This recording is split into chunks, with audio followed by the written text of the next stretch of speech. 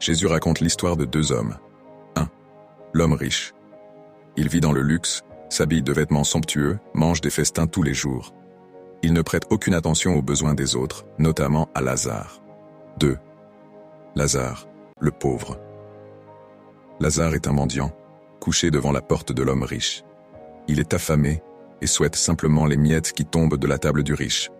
Les chiens viennent lécher ses plaies, symbole de sa misère. La mort des deux hommes. Lazare meurt et est porté par les anges dans le sein d'Abraham, un lieu de réconfort.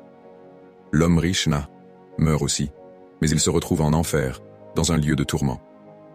Daveloa, la conversation dans l'au-delà. L'homme riche lève les yeux depuis l'enfer et voit Lazare avec Abraham. Il supplie Abraham, Père Abraham, envoie Lazare tremper le bout de son doigt dans l'eau pour rafraîchir ma langue, car je souffre dans cette flamme. Abraham répond, souviens-toi que tu as reçu tes biens durant ta vie, tandis que Lazare a connu la misère. Maintenant il est consolé, et toi, tu es tourmenté. Il ajoute qu'un grand gouffre sépare les deux lieux empêchant tout passage. La leçon finale.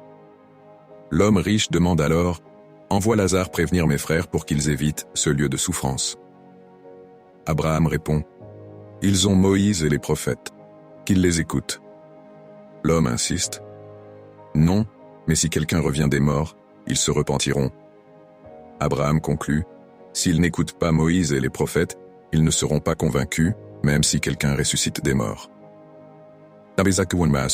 Le message de la parabole. 1. Le devoir de compassion. Ignorer les pauvres dans cette vie peut avoir des conséquences éternelles. 2. L'importance de la foi et de l'obéissance. Les Écritures suffisent pour guider les gens vers Dieu. 3. Les choix ont des conséquences éternelles. Ce que nous faisons avec nos bénédictions ici-bas détermine notre destinée après la mort.